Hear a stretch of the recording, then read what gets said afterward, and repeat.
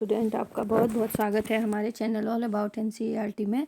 आज हम पढ़ेंगे क्लास 7 का नया लेसन जिसका नाम है रहीम के दोहे। ठीक है, ये जो है रहीम के दोहे इसलिए इसका नाम है क्योंकि ये दोहे जो है रहीम जी ने लिखे हैं। ठीक है, तो पहला दोहा हम सबसे पहले पढ़ना शुरू करते हैं।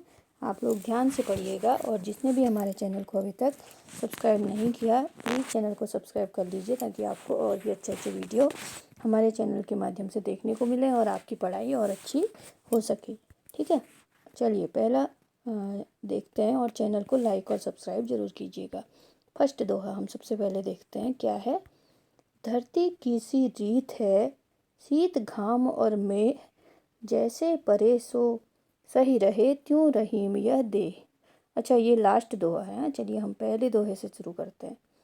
फर्स्ट दोहा है, देखिए ये है, चैप्टर का नाम है रहीम के दोहे। तो पहला दोहा है क्या है। कहीं रहीम संपत्ति सगे, बनत बहुत बहुरीत, विपत्ति कसोटी जे कैसे तेई साँचे मीत। तो इसका क्या प्रसंग बनेगा।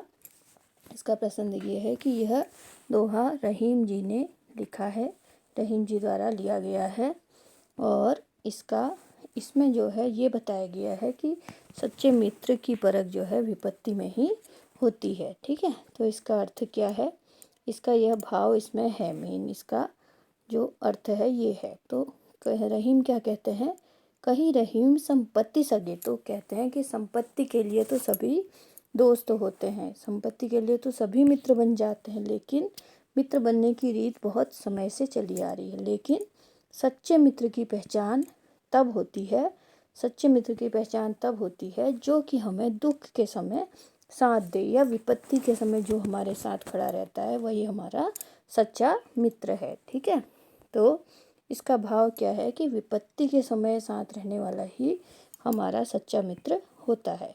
ठीक, चलिए अगला दोहा लेते हैं। अगला दोहा क्या है। जाल परे जल जात बही, तही तज मीनन को मोह, रहीमन मछली नीर की तऊ न छोड़ती छोह। तो क्या कहते हैं इससे, जाल परे जाल जात बही, जाल जो है, जाल जब मछली का फेंका जाता है जल में, जाल हम फेंकते हैं मछली पकड़ने के लिए, तो जल जो है जाल का मोह छोड़कर तुरंत उससे बाहर आ जाता है, लेकिन मछलियाँ जाल में फंस जाती हैं। मछलियाँ जैसे ही उसके जाल में जाती हैं तो जल में उसमें फंस जाती है। रहीमन मछली नीर की, और मछलियाँ जो है जल में रहती हैं, जल को छोड़ नहीं सकती, लेकिन जैसे ही जल से बाहर जाल में जाती हैं तो वो मर जाती हैं और जल का मोह नहीं छोड़ पाती। ठीक है, जल जो है जाल का मोह तो छोड़ देता है, जाल में नहीं जाता है, जाल से तुरंत निकल आता है, लेकिन मछलियाँ जो हैं जाल में फंस जाती हैं, जाल के मोह में जाकर फंस जाती हैं, लेकिन मछली जो है जल के मोह को नहीं छोड़ पाती, इसलिए वह जैसे ही जल से बाहर आती हैं जाल में वो मर जाती हैं। ठीक है, तो इसका भाव यही है। चलिए अगला दोहा हम पढ़ते हैं। अगला दोहा रहीमदास जी ने क्या लिखा है, इसका प्रसंग भी वही लिखेंगे आपकी। यह दोहा रहीमदास जी के रहीम के दोहे से लिया गया है। ठीक है, तो इसमें क्या है, पहला दोहा हम पढ़ना शुरू करते हैं। तरुवर फल नहीं खात है, सरवर पियत न पान, कही रहीम पर काज हित, संपत्ति सचहि सुजान। तो इसका अर्थ क्या है, इसका भाव जो आता है प्रसंग वो आएगा। तरुवर फल नहीं खात है, तरुवर मतलब वृक्ष अपने फलों को कभी भी नहीं खाता है, वृक्ष जो है अपने फलों को स्वयं कभी भी नहीं खाता है। और सरवर पियत न पान, और जो है समुद्र होता है, जो समुद्र है वो अपने जल को कभी भी नहीं पीता है। इसी प्रकार जो अच्छे लोग होते हैं, जो दूसरों का हित चाहते हैं, परोपकारी लोग जो होते हैं, वो दूसरों की भलाई के लिए अपना सब कुछ उसमें लगा देते हैं, सब कुछ धन दौलत सब दूसरों की भलाई के लिए लगा देते हैं। इसी प्रकार इससे हमें क्या सीख मिलती है, इससे हमें यह शिक्षा मिलती है कि हमें भी अपने परोपकार में जीना सीखना चाहिए और दूसरों की भलाई के लिए संसार में जीना चाहिए। ठीक है, चलिए अगला देखते हैं क्या है दोहा।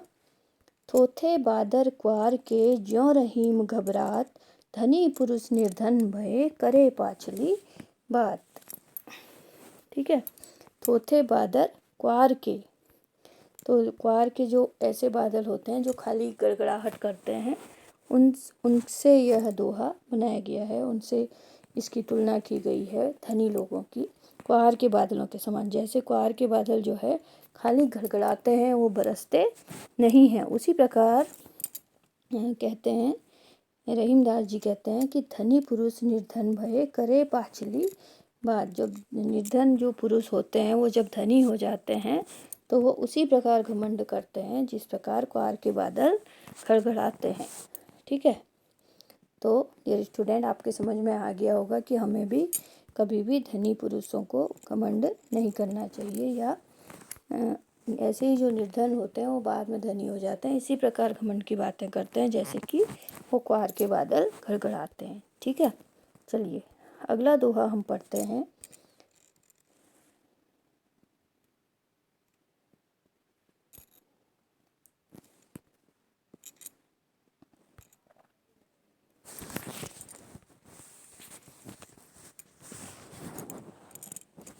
चलिए अगला दोहा हमारा है, धरती की सी रीत है, शीत घाम और मेह, जैसे परे सो सही रहे, त्यों रहीम यह दे। अब रहीमदास जी क्या कहते हैं, इसमें भी आप प्रसंग वैसे ही लिखेंगे, और इसका भाव ये है इस दोहे का कि धरती की सी रीत है, धरती हमारी ऐसी है जो कि गर्मी, वर्षा, सर्दी, धूप सब सहन करती है। इसी प्रकार मनुष्य का शरीर, जो मनुष्य की देह है, शरीर है, ये भी ऐसा ही है। सुख दुख जीवन में जो भी कठिनाइयाँ आती हैं सबको सहन करने की इसमें शक्ति होती है। इस प्रकार हमें जीवन में सुख दुख सभी समस्याओं को अपनाकर जीवन को जीने की सीख लेनी चाहिए, धरती के समान। ठीक है, तो डियर स्टूडेंट, आज का ये लेसन यहीं पे समाप्त होता है। आशा करती हूँ आपके समझ में सभी दोहे आ गए होंगे। आप इनको रिपीट करके दोबारा फिर से पढ़ लीजिए और वीडियो को लाइक और सब्सक्राइब ज़रूर कीजिएगा। ठीक है, कल हम नए लेसन के कल हम आपको इसके क्वेश्चन आंसर कराएंगे। Thanks for watching.